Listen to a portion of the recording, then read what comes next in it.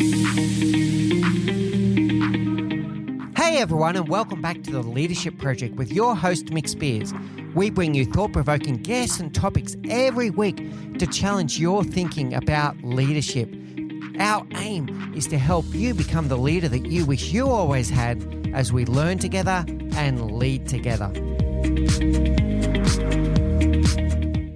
Hey everyone, and welcome back to the Leadership Project. It's my deep pleasure today to be joined by Helen Appleby. After a successful career leading global businesses in the pharmaceutical industry, she's now an executive and leadership development coach who focuses on helping women. She's the author of Unwritten Rules and the host of the Unwritten Rules of Women Leadership podcast. And she helps women to navigate their careers and to write their own rules of success, and for the men out there listening, to help allies to also address this issue that we still have today around gender balance in the workplace. So it's my great pleasure to introduce you today to Helen. Helen, please do say hello to our audience and give us a little flavour of that background that you had that led you to do what you do today. Hello, Mick. Thank you so much down under there for hosting us and having this conversation. Gosh, you did such a great introduction. What can I add? I guess, I came to doing this work in the world and helping women navigate and succeed because I did it myself first and realized that it was harder than my dad said it was going to be when he told me that girls can do anything that boys can do. And he was right. But I guess, he didn't realize that there would be maybe as many moments trying to cry silently in the bathroom as there were on my journey, and just how different it is to navigate and succeed as a woman compared to his journey. So, I did it, but that journey inspired me when I'd reached all the goals that I wanted to achieve and was running the $1 billion business, and I'd lived and worked in 6 countries. I realized that I liked growing people more than I liked growing brands or businesses. And I said that out loud to my executive coach, and it was kind of like the genie was out the bottle and it wouldn't go back in. And so hence began, a 5-year journey of getting qualified as a coach and becoming an internal coach where I worked, and then ultimately leaving and going on this journey of one-on-one coaching, and then writing the book, and then developing the course and all the work I'm now doing in the world, and loving it. Brilliant. Congratulations on your success on both elements there. You did have a very successful career leading a global $1 billion business for GlaxoSmithKline, and you achieved the very thing that you are now inspiring other women to do. And I love that realization moment that you made, and I'd love to come back to that. But let's start with, why do you think you were able to cut through? So why were you successful? How did you get to the top of a $1 billion business as a woman despite the challenges that you speak of? That's a complicated question. A couple of things. I think, resilience is really important for anyone in corporate life. I think, when I talk about it's difficult to navigate and succeed in corporate life, I don't want to take away for the men listening. It's difficult for everyone. It's extra tough if you're a woman because of the research shows you have to be better to succeed, but it's tough for anyone. And so, resilience, the ability to keep going, to not give up, to have children, to come back to work, to make it work at home so that you can fully show up as your best. That is really important, making the journey sustainable so that you don't burn out. Important for men and women, but it was definitely important for me on the journey. And then I think, fundamentally, you have to be good at your job in the beginning as an individual contributor. And then as you rise in the organization, becoming a good leader becomes, much more important than being able to do the job yourself. So being able to lead, inspire, recruit, motivate, and retain talent becomes much more important than, for me, my ability to do the nuts and bolts of marketing. And I was able to do that, which is why, if you go back to the way I expressed it, I liked growing people more than I liked growing brands or businesses. I'd reached a point where it really wasn't about my ability to do marketing anymore. That was long gone. It was about my ability to succeed through others. And ultimately, I think, resilience, my ability to lead and succeed through others. And then honestly, there were some really key people on the journey that really helped me grow and decided that they believed in me and wanted to help me step up. You talk quite a bit about the word sponsor, and I want to come to that later in the interview as well. I want to come to this word resilience. What does resilience mean to you? The ability to keep going and bounce back, just to stay the course, I think. There's a whole set of skills underneath that, but I think fundamentally that's how I would define it. I'm going to put something to you. I agree. Resilience is a superpower that we need to develop, but I also think there's a limitation. I'd love to have a great conversation with you about this. So yes, we need to be resilient and we need to grow our resilience muscles, if you like, through struggle and learn and keep dusting ourselves off and go again. My issue with the word resilience is when leaders turn around to people and just say, oh, you've just got to be more resilient. That's not necessarily helpful. I'd love to hear your thoughts on that. So I agree with you. And that's why I think it's so important that you asked me for the definition of resilience. It's really important, isn't it, to click again on how do you become resilient? And what I always say, what I say to leaders, men and women, is resilience is not about grinding through. Resilience is in the recovery. And so if you think of ourselves as kind of corporate athletes, if you imagine within an athlete's year, they have a season, they have an off season, they have training, they have rest. And we don't get that in corporate life. As corporate athletes, we are required to perform, 47 weeks of the year, 50 sometimes if you're in the US. And there's no off season, is there? So, being able to take, to weather the storms and then to rest and recover, to take your vacation, to have boundaries, to ask for support, to get help around you. That's the level of resilience. That's, the devil's in the detail, if you like. Because I completely agree with you. Just grinding it out. Burnout is real, right? And if you try to sprint a marathon, it's going to go really poorly. And particularly when you add in then children on top of that, it just makes the whole thing unsustainable, builds resentment and ends up in burnout. It's not pretty. That's not fun. What my challenge with resilience is when it gets to the point where people feel like they can't stick up their hand and ask for help, and when they feel like, oh, that's a sign of weakness. But I love your definition and I love your metaphor. The Olympic athlete is a great metaphor here. Olympic athletes do not train at 100% of their capacity every day either, by the way. They'll have training days where they'll do 70% run-throughs, et cetera, and yet in corporate life, we expect people to be on the clock and running at 100%, always on, and it doesn't work like that. All right, really good. Well, you talk about leadership turns. So you spoke about different moments in your career when you realized that your success was going to be better through leading others rather than just succeeding through others, rather than being just the most outstanding individual contributor, or et cetera, right? Tell us about how you made that realization.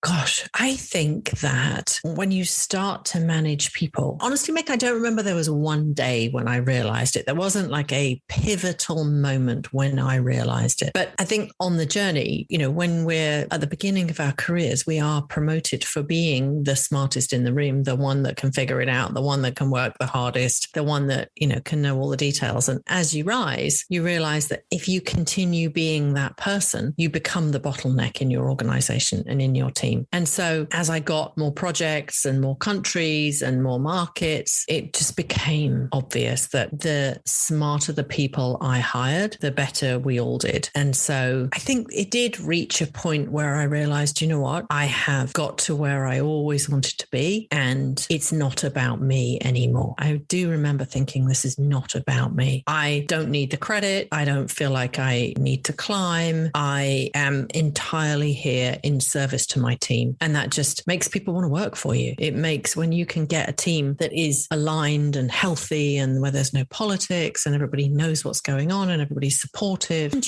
can have the difficult conversations, but in a healthy way, then it clicks and you can change the world. I love this. It's not about me anymore. That's the key realization that leaders need to make as you progress. And all aspiring leaders out there, you'll have that realization one day and things will start shifting as you make that transition. I think when I coach leaders now, it's easy to say that transition comes kind of mid-career. It should. It's amazing. Like if you're a really senior leader and you are, completely overscheduled and always running, I think it's I meet CEOs who haven't realized that it's not about them anymore. So I think even if you're really senior and if you're really busy, think about that. Are you the bottleneck in your organization? Are you still trying to do the work or still trying to save the day? Sometimes there can be a bit of a, if it's all going smoothly, how can I sabotage it a bit so that I can add value?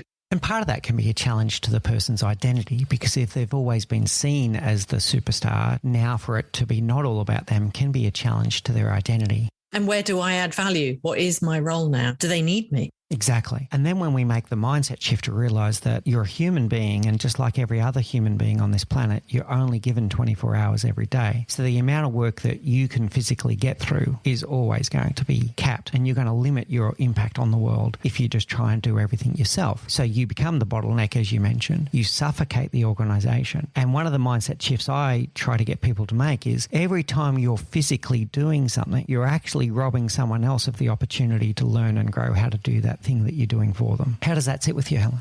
Yeah, I think, the conversation I had with leaders often is, especially when they're very senior, is to understand that it's not your job to do the work anymore. It's your job to make sure the right work gets done and to do the work that only you can do, right? And often that's things that is not doing the work, but it's things like, what's the vision? What's the strategy? How do we allocate resources? How do I unblock when there's difficulties? How do I maybe manage the board? How do I occasionally get involved in new business development? Sometimes there are things that only that really senior leader can do, but otherwise, unless only they can do it, they shouldn't be doing it. It shouldn't be, how am I going to do this? It should be, who am I going to give it to do?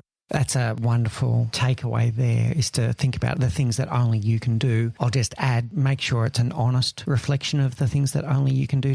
You need to make sure that you're not kidding yourself that you're the only person that could do that. But there are certain things that is the leader's domain for you to take hold of and lead. Yeah, really good one, Helen. Here's a challenging one. Do you think it's harder for women to make that mindset shift than men? I actually don't think that one necessarily is harder. But in terms of succeeding through others, no, I'm not sure it is. Not sure I see that. So tell me about the ones that are harder. Let's really start unpacking this. What do you believe are the things that women, whether they're mindset shifts or other limiting beliefs or factors in the workplace, what do you think are the biggest challenges? One of the things I see a lot, Mick, is that when we're young, we are conditioned a certain way, that kind of good girl conditioning that gets bred into us often. And so many women, I think, learned when they were at school that the way to succeed at school was to sit quietly, do good work, color inside the lines, get good grades, and that if they got good grades, that they would be noticed. And when you take those rules into work, they don't work anymore, right? So that idea of, if I just do good work, I'll get noticed, doesn't work. So one of the most common rules that I talk about with women is, and it applies to everyone, but it particularly applies to women, is there is visible work and invisible work. And we only get judged on our visible work. So if you're doing work and nobody knows that it's being done, then either nobody's getting the credit for it because it's invisible entirely, or someone else is getting the credit for it. And so stepping away from that kind of, if I just do good work, I'll be noticed, is essential, I think, to get the recognition you deserve and to get promoted and paid more. And it becomes your job to make that work visible. And, at that point, honestly, that can often be an aha moment for women. And they'll say, oh my goodness, there's a collective sigh in a room of women when I say that, like, oh, they have no idea what I do. If I left, they'd have to replace me with two people. But then what it does is it bumps up against, oh, so I have to do self-promotion now, and it bumps up against another kind of good girl conditioning of, I don't want to brag. And again, the reframe I use there is, I get it. I felt that way too. I didn't like self-promotion. It felt, that idea of self-promotion, it felt inauthentic and kind of yucky and, just something else I have to do. And the reframe for me was really just to sit down and say, okay, what is the invisible work that I do? What are the results that we're delivering that people don't know about, or maybe only my boss knows about? And who are the people that I should be telling? Because you don't have to tell everyone, but the list to make there is who's going to be in the room or consulted when my next role is discussed. Make a list of those people, because that's really your strategic network. And then to think, okay, do they know? And if they don't know, then not how can I do self-promotion, but how can I teach them? Can I educate that group of people on the value that I add, the results that we're delivering and the work that I'm doing? And how can I do that in an authentic way? How can I use an update, a dashboard, a newsflash, an email? How can I book time with them? How can I give them an update and ask for their advice often and build the relationship so that they know what I'm contributing to the organization? I'd like to unpack two things there. The first one is the visible, invisible. What balance are you looking at here? I'm hearing a few possible options here. First one is to make the invisible work visible, so to tell people about it so they're aware of it. And the second one is maybe to look at where is your time going, and to make sure that your 100% of your time is not being time sponged by the invisible work, and making sure you're getting involved in visible work. So how do we balance that? Is it making invisible work visible, or is it balancing our time? Because that's really difficult to answer in the abstract, isn't it, Mick? But just know that, the research shows that women do more kind of community work than men do typically. And that, if community work, whether that's running, the women's networking group, or, organizing the office party, or clearing up the meeting room afterwards, or organizing the lunches, that you really want to say, is that in my job description? Am I being measured on this? You want to do work that you're actually being measured on, because every minute of the day you're spending doing stuff which is not in your job objectives and not allowing you to exceed your job objectives, you want to be thinking consciously about, is this a good use of my time? And that doesn't mean you don't want to be, we all work in teams, right? This is not black and white. There's nuance to this advice. So I'm hearing two stages there, is to have a look at the invisible work you're doing and to make sure it is a priority and it's not just a distraction that's absorbing your time, and before you know it, you didn't get any other work done today, let's say. And then when you go, oh, actually, this is important work and people need to know about it, that's when we get into making the invisible visible. Now, the self-promotion bit. Do you have any tips out there for people where that is a limiting belief? There's a lot of people that will sit there and go, oh, I really don't like talking about myself. It's self-centered. It's egotistical. Like, how do you get past self-centered to self-promotion in a way that the person feels good about it?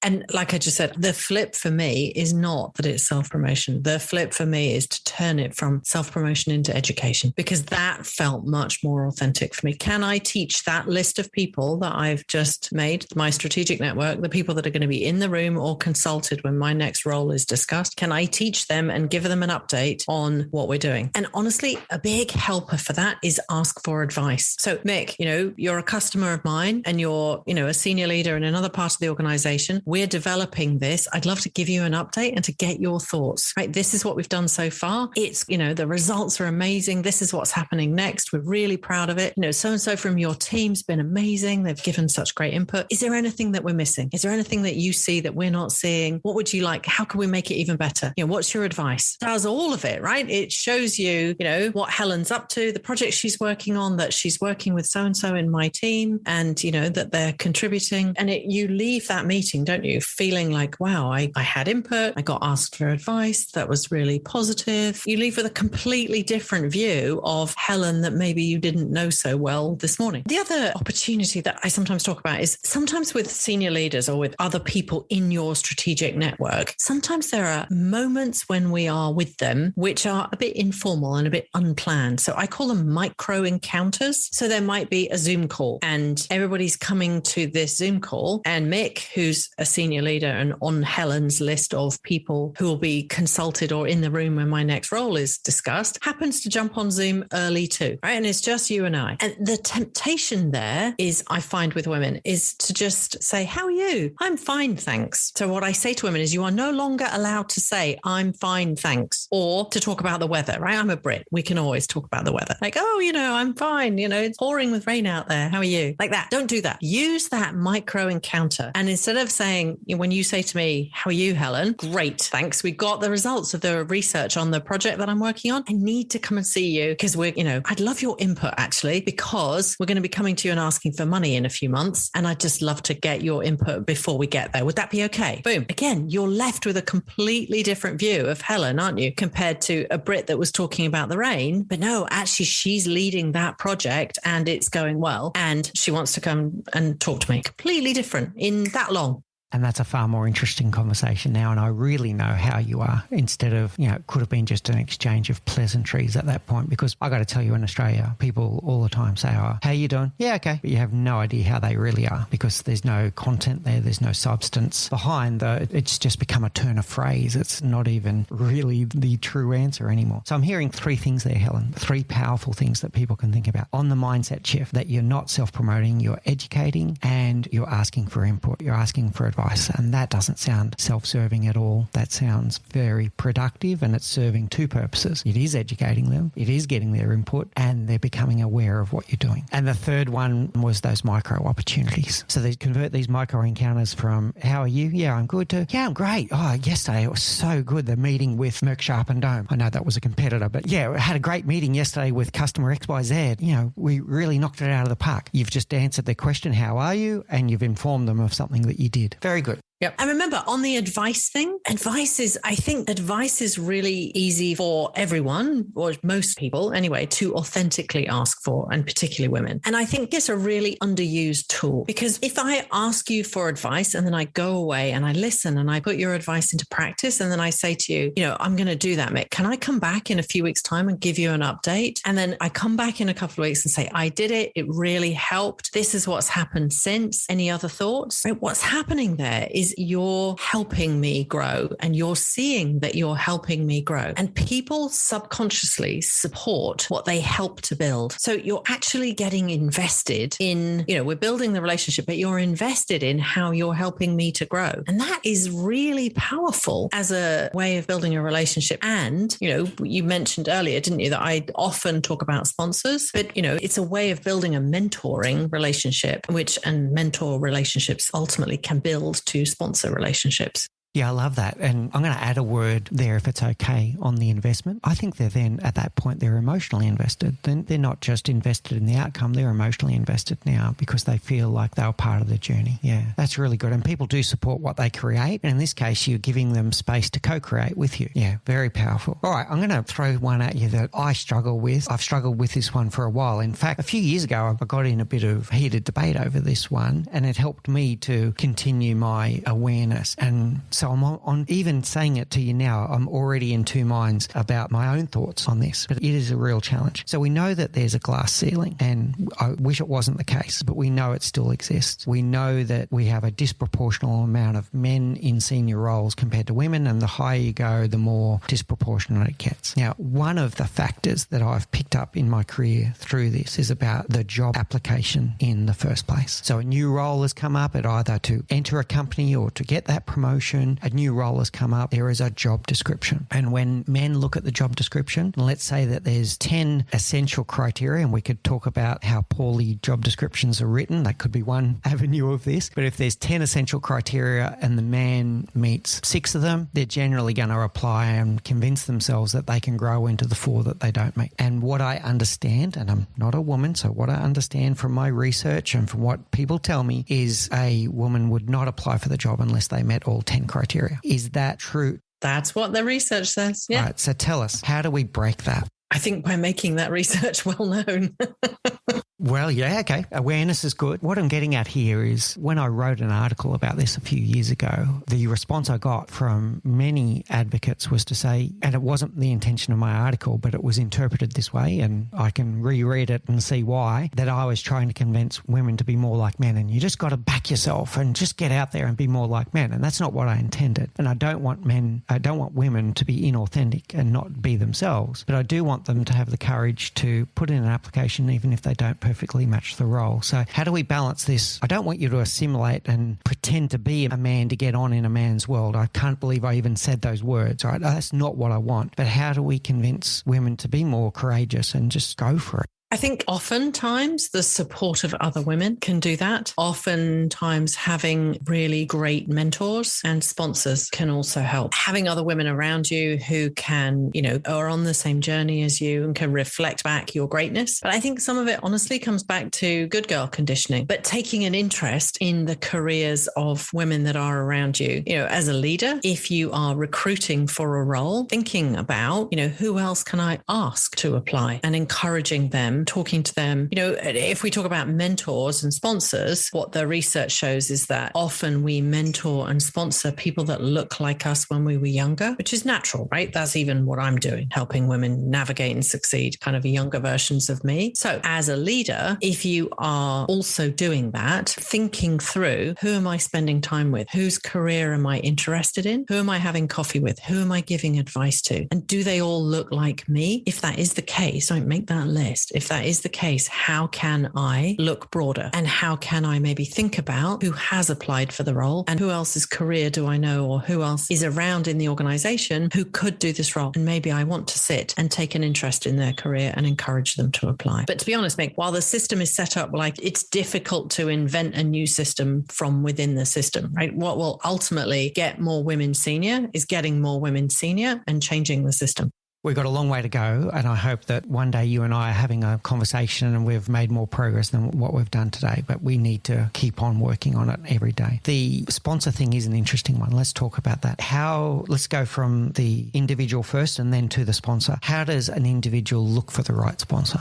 So I think what's often helpful with this, I think these terms are quite poorly understood. So let's define how I use the word mentor and sponsor, those terms. Mentor for me is someone who shares their journey with you. It's that sense of mentor being map, if you like. I can share with you the journey that I went on because I've already done it. And that will, I've figured out a lot of the problems on the way, a lot of the navigation from, pick an example in my career, getting really senior in marketing or working in multiple different countries and moving a family around multiple different countries, or leaving corporate life and setting up my own business, or writing a book, right? There's a number of different maps that I have navigated that I can help. So that's mentorship. So mentors talk to you about their journey. Sponsors talk about you, and they often talk about you when you're not in the room. So whereas mentors are a career accelerator, sponsors are often a second degree career accelerator because they can literally put me in a room that I'm not in. So again, would I apply for a job, right? Would I even know that job was available? If I had a sponsor that knew my career aspirations, that knew me, that would vouch for me in a room, then they may well suggest, or they may say in the meeting, that's so interesting. We're thinking about opening a UK branch. Has anyone thought of Helen? She's got a UK passport. She's a Brit, and suddenly I'm in a room when maybe I didn't even know. So the distinction between those two, though, they are different in terms of the amount of how easy it is to ask for them, right? Mentorship,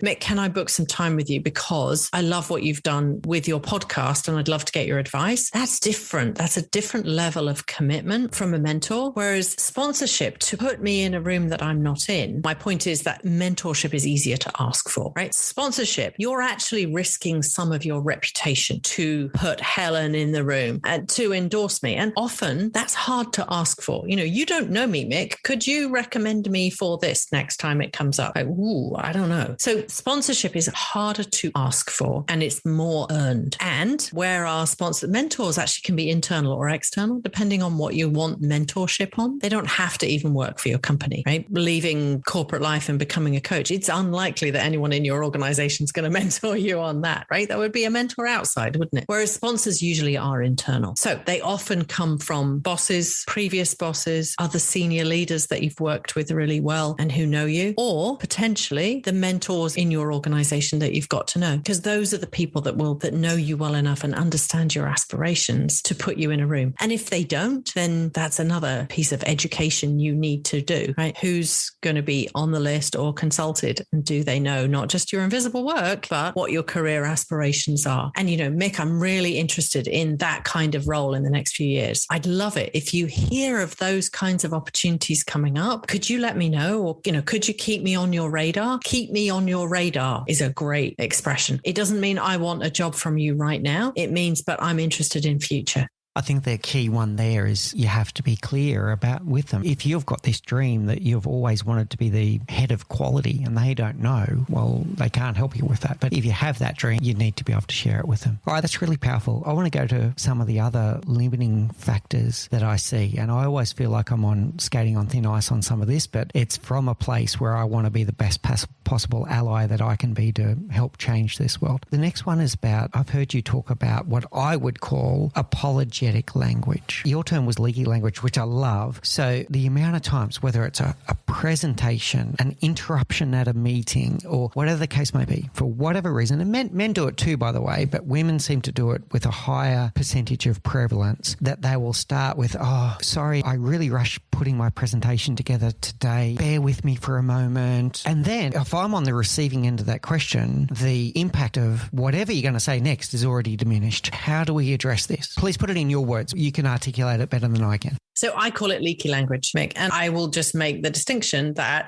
when you speak like that, it leaks your power. And is that how you want to show up? And is that how you want to influence? So just, sorry, and any of those kind of, it's probably a stupid question, but you've got to bring your awareness to them. If you find yourself typing it, backspace, backspace, backspace. If you're doing it in meetings, get a buddy, right? Get a buddy to point it out and tell you afterwards so that you can rephrase it. When I looked at the deck, I noticed that is much more powerful than it's probably a bad idea, but, and just and sorry, just don't need to be in there. The sentence can just exist without them. Yeah, that's a really good one, right? So with all of this conversational intelligence and the great work of Judith Glaser is what I look at here. If you write a sentence and it's got some of these watering down words, minimizing words in there, and you can edit those words out and the sentence still makes sense, is still structured and still says what you, just get rid of them. It's very easy to fall into, right? So, but I like your idea about having almost like an accountability buddy to say, get someone that you share with them that you're trying to work on your language and they'll help you with your self-awareness about when you do this. All right, very good.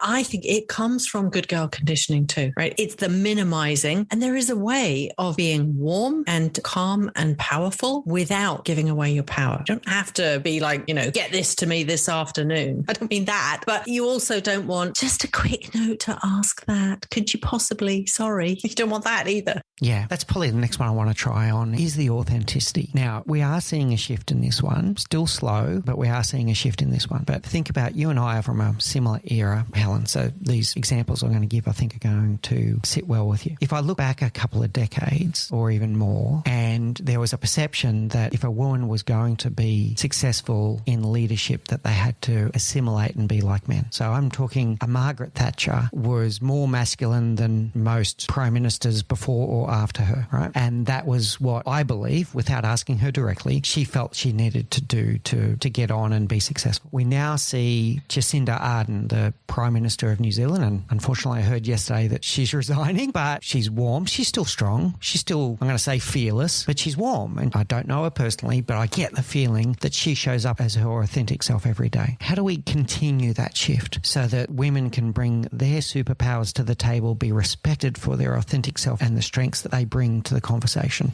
I think education, Mick, and also I think in many ways it's a life stage, it's a journey. So Margaret Thatcher was in the 80s. That was a really long time ago. And, you said you didn't know her, but if you'd been able to ask her, you would say that she needed to do that. I think it's undeniable, right? She needed to be like that to succeed. But women armor up like that and put on all those masculine behaviors because they need them to survive. And it shuts down a whole part of their leadership style. So as you get more women, the first women that broke through back in the 80s, and it's not just in the 80s, even if you look at certain sectors, women still haven't broken through. But the first women that break through are often those, I call them dudes with boobs. They are that very masculine type of leadership style. And what can happen is you get something called queen bee syndrome. So one woman will break through and it's been so hard for her to get through that they kind of pull the ladder up behind them, which is what Margaret Thatcher did. And I don't think any women are in her cabinet. She genuinely didn't encourage women to succeed. It didn't help the women that came behind her in the Conservative Party. And that's changing as more women start to break through and as we start to support each other. And, the more women you have in a room, the easier it is for us to be our authentic self, right? The Catalyst research shows if you put women on boards, if you put one woman on a board, she'll be ignored. If you put two women on a board, unconsciously, the rest of the board want to try and turn those two women against each other. Once you have three, assuming that boards are about 10 people, so 30%, it starts to actually change the behavior. So I think over time, like I'll say it again, right? The best way to get more women senior is to get more women senior. I also think COVID had a big impact on this kind of ability to bring our whole selves to work and to lead with our hearts and our heads, because that was the kind of leadership that, more empathetic leadership that we needed during COVID. So I think many leaders practiced it, saw that it worked. And so I think there's been a big shift there. And the other thing I'd say, Mick, is that for the generations that are coming through now, they're demanding it. They want to be led well, better. And guess what? They deserve it. Some of the abuse that people in their 50s and 60s lived through earlier in their career, that's not okay. It's not okay. Our sons and daughters deserve better than the way that we were led when we were young. And, that's what I'm helping leaders do, is lead with their heads and their hearts, which allows and values values difference and self-expression and inclusion. And that's better for women, it's better for men, and it's better for business. I hope in my lifetime that this is achievable. I want to see an end to the alpha style leadership, the ones where leadership's all about performance at the expense of people instead of seeding through people, which is something you said earlier in the interview. And no one deserves to be in a workplace. They spend 1/3 of their life in the workspace. They don't deserve to be in a workspace that treats them like garbage and be scared. Leading by fear, I mean, that's a miserable way. And the generation that's coming behind us are not going to put up with that. They are going to leave. And, even that, I say to women, yes, there are a ton of unwritten rules. There are a ton of ways. There are a lot of ways in which we can really learn and grow and show up as our best selves and educate and, ask for advice and make our work visible and influence and negotiate. All of that is in our control, right? Understanding our self-limiting beliefs, being brave, leaning in, asking for the opportunities that we want, that's all great. And ultimately, if you are in a workplace that does not appreciate you, right? Unconscious bias, discrimination, sexual harassment are real. If you are in a place where you are not appreciated, leave. Right? You are not a tree. Move. It's not okay. And there will be somewhere else that does appreciate all of that good work and all of that growth that you've done on you and all of the contribution that you can bring to a business. I fully agree. I want to ask an additional question on that, which is how hard do you try before you leave? So if you're in a culture that you're not happy with and you leave, the people that are left behind you, that culture didn't change. But if you try and influence, you bring to visibility what might be a blind spot for some of the leaders in that culture, et cetera, how hard do you try before you go, no, this is not for me, I'm out of here? That's so hard to answer in the abstract, isn't it? I think you've got to do the work on you and see if it's working. Are you being heard? Are you being appreciated? Are you being promoted? Are you listened to, paid well, promoted, appreciated? And you can be patient for a while. But I think also if you look ahead of you, look above you, right? Is it changing? Is there hope? And, clean your side of the street first. And then if there isn't and you're not seeing progress, you should move. The silver lining on all of that, I think, is that if we look a little bit into the future, into the next 2 to 3 decades, the companies that will become the employers of choice and the successful, the Fortune 500 companies of the next 20, 30 years will be the ones that do give people purpose and meaning in what they do, see them, hear them, give them an environment where they can do the very best work. They will be the ones that succeed. So, yeah, I think that's good advice, Helen, around just get up and get out of there if you're not being heard. On that one, I want to test another one with you. By the way, if you can't tell, I'm thoroughly enjoying this conversation because it educates me and raises my awareness every time I have these conversations. The answer here might be tipping point, and you mentioned a number of 3 before. I hate to say it, but I've been in many boardrooms, and the amount of times that I can remember where there has been a female voice in the room, and let's say that the female executive has come up with, in my opinion, was an outstanding idea, and somehow the conversation just continues. And I am not exaggerating to say 10, 15 minutes later, a male executive in the same room comes up with the same idea, maybe worded slightly differently, and all of a sudden everyone's cheering and going, yeah, what Jim said. How does that happen? There's a cartoon in my book, page 177. It's from Punch magazine. It's a boardroom with, 5 men and 1 woman. The Punch quote at the bottom of the cartoon is, "That's an excellent suggestion, Miss Triggs. Perhaps one of the men in here would like to make it. We have all lived that dream." So you think the answer to that is the tipping point? So the example, when you gave that story before, the examples I was thinking in my head were there was 1 or 2 women in the room, not 3 plus. So is the answer that we got to get past the tipping point? Part of it. And part of it is if that happens, then what you say as soon as they say it is you say, "I just said that," right? "Thank you, Mick. That builds on the suggestion I made earlier of that." And you speak up. And I think if it's a recurring pattern, then what you might want to do is talk to the person who's leading the meeting and say, "Look, I notice a pattern of me basically when there was this occasion and this occasion where I made suggestions and then they weren't heard. And then when Mick made the same comment, it was heard. Can you help me with that?" Right? I think women, honestly, if we're going to talk to allies for a moment, I really think one of the things that you can do to help if you're a senior leader of any type in an organization is make sure women's voices are heard. Right? Are you listening? So this, that making the same suggestion and is one example, but the other place where it can go sideways in meetings meetings for women is being interrupted, right? Let's just talk about interruptions for a moment. The question I often ask men is, do you interrupt women? Oh, I'm sure I don't. The research says that men interrupt twice as much as women do. And when they do that, 3/4 of the time they interrupt women. So really, are you listening? And are you listening to understand, or are you listening to interrupt? So the quality of your listening as an ally is really important. And,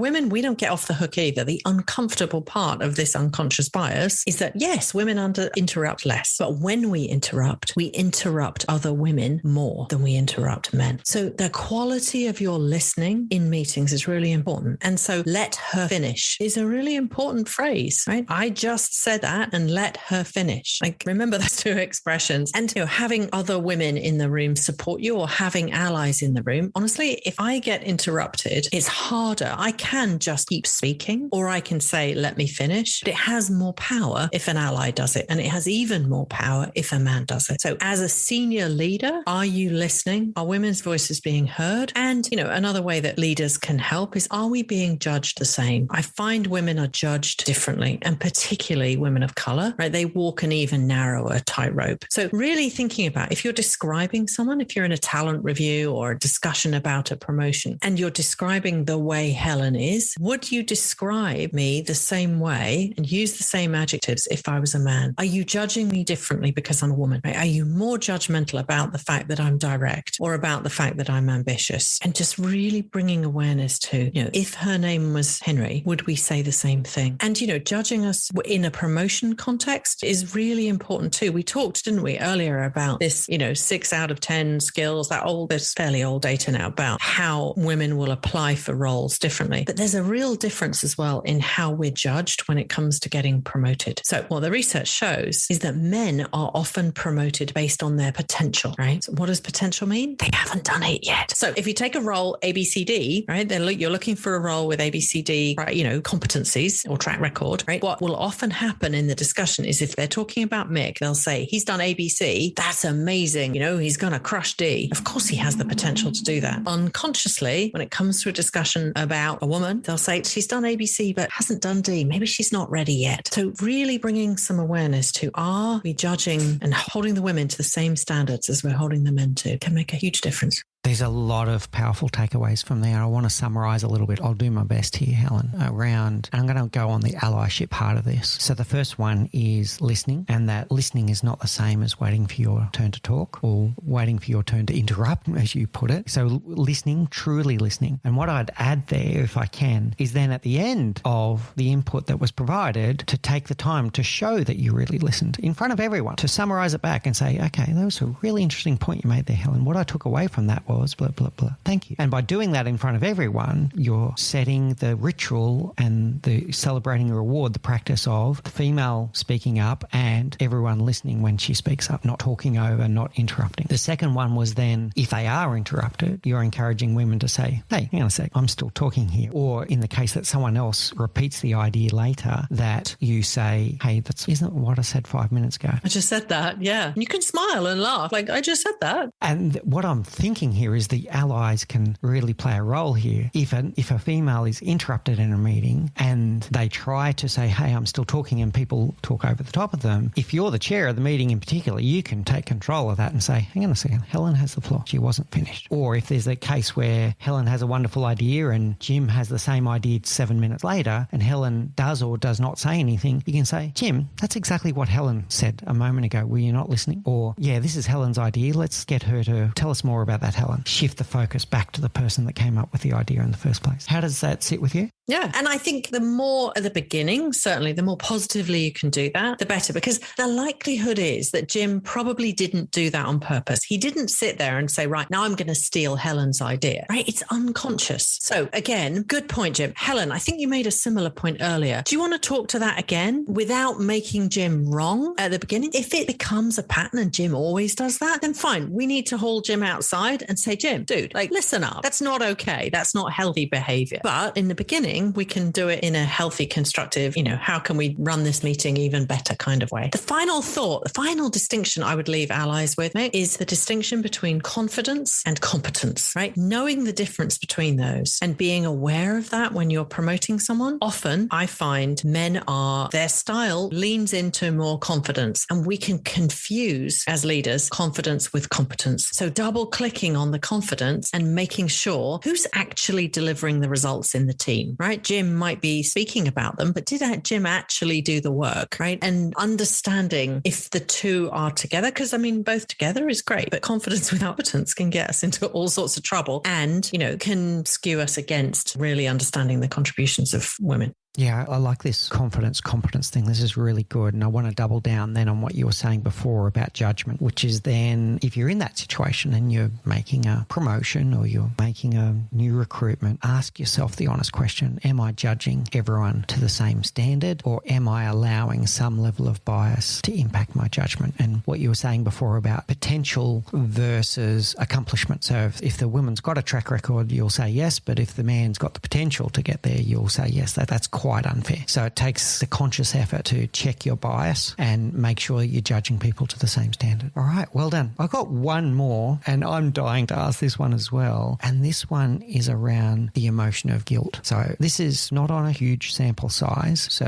if you think I'm not right, let me know. In different conversations I have with both men and women, I'm going to paint a scenario for you, Helen. Let's say the school kids have got a sports afternoon next Thursday afternoon, right? And the mother and father want to be there for the sports afternoon. And then something comes up and the mother gets stuck at work and she can't make it to the sports afternoon. What I understand is the woman will feel extraordinarily guilty for that. And let's say the father of the same child manages to get away from work and is at the sports afternoon. At least part of him is feeling guilty about that he left work early. How do we address what I see as an inequitable treatment of guilt associated with work versus home life? Gosh, that's a nuanced question. I think as a woman, as a working mum, as a mum who works, as a woman who works, the guilt is an interesting thing because in my experience, women who work or mums who work and mums who don't work both feel guilty, right? Many women feel guilty for not working. And so, if you choose to work, then I think, the work that we do on the course and in my one-on-one coaching really kind of looks at that behavior and looks at those choices with a lens of, if you're choosing to be at work, if you are a better mother because you are at work, then choose it and don't feel guilty, and know that, the daughters of working mothers end up earning significantly more than the daughters of mums who don't work. And the sons of working mothers end up splitting the tasks with their future wives much more equitably. Right? So give up the guilt, ask for help, get good support and go, right? Set your boundaries and go to the sports event. And if you can't, judging yourself on a longer period of time, we're not going to make it to every sports event. And so taking a longer time horizon on how much I can be involved in their life versus work is really helpful. Just being gentler with yourself and saying, I didn't get home by 5 o'clock this evening, but I got home, I was home in time for dinner 3 times this week, or it'll be better next week. A longer time horizon is more helpful. I think honestly, Mick, it comes down to, inclusivity in the workforce and the workplaces of the future. I think we need workplaces that encourage and allow all of us to be parents, and that,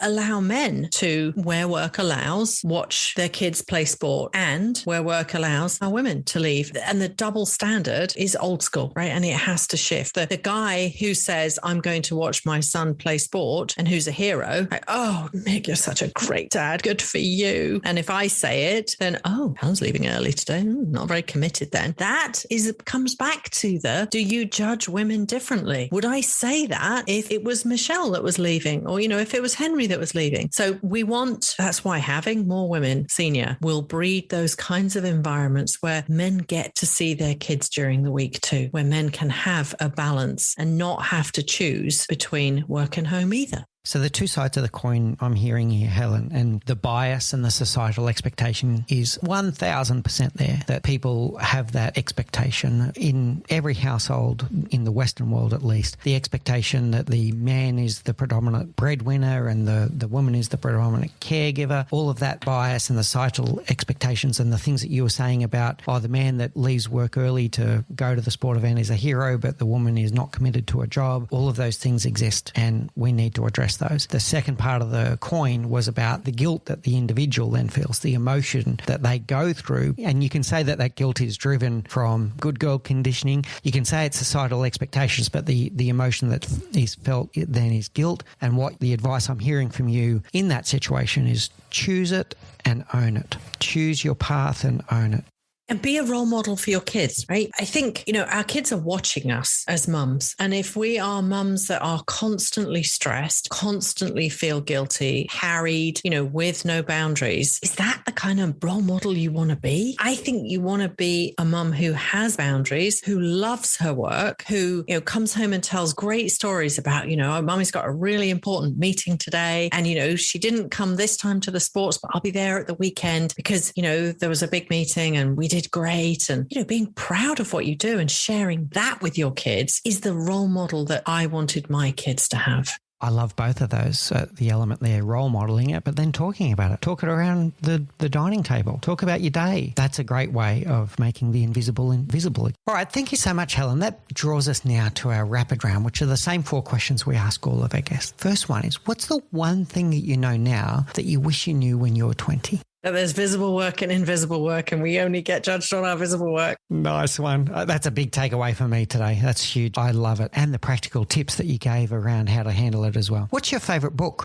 Gosh, I am just such a voracious business book reader, honestly, Mick, but I'm going to take the opportunity to plug mine, The Unwritten Rules of Women's Leadership. No problem for that at all. Okay. All right. Thank you. What's your favourite quote? Gosh, carpe diem, seize the day, make your life extraordinary. Which is very much in line with your purpose and what you're encouraging women to do. And finally, how do people get hold of you if they'd like to know more? HelenApplebyCoaching.com. The book is on Amazon. I'm on LinkedIn, Helen Appleby. Yes. So the work is called The Unwritten Rules of Women's Leadership, and I'm Helen Appleby. Thank you, Helen. And we're going to put those links in the show notes so that it makes it easy for people to find that as well. I want to thank you so much for today's conversation. If you can't tell, I have thoroughly enjoyed this. Every time I have these conversations, I feel richer. My awareness rises. I've got an insatiable curiosity for these things. And I just love when we can get into deep conversations about things that I would like to see changed in the world. You've offered so many nuggets of gold out there for women that are looking to forge careers, looking to write their own rules, and so many takeaways also for allies that I'm going to say most of us are a little lost. We want to be allies, but we want to be better allies. And you've given so many tips for allies on how we can do that today. So thank you so much. Thank you, Mick. I was really looking forward to this. I follow you on Instagram and I love the work that you're doing in the world too. So I was really excited to have the conversation today, and thank you for really great questions. Thank you for listening to The Leadership Project at mixbeers.com. A huge call out to Faris Sadek for his video editing of all of our video content, and to all of the team at TLP. Joanne Goes On, Gerald Calabo, and my amazing wife, Say Spears. I could not do this show without you. Don't forget to subscribe to the Leadership Project YouTube channel, where we bring you interesting videos each and every week. And you can follow us on social, particularly on LinkedIn, Facebook, and Instagram. Now, in the meantime, please do take care, look out for each other, and join us on this journey as we learn together and lead together.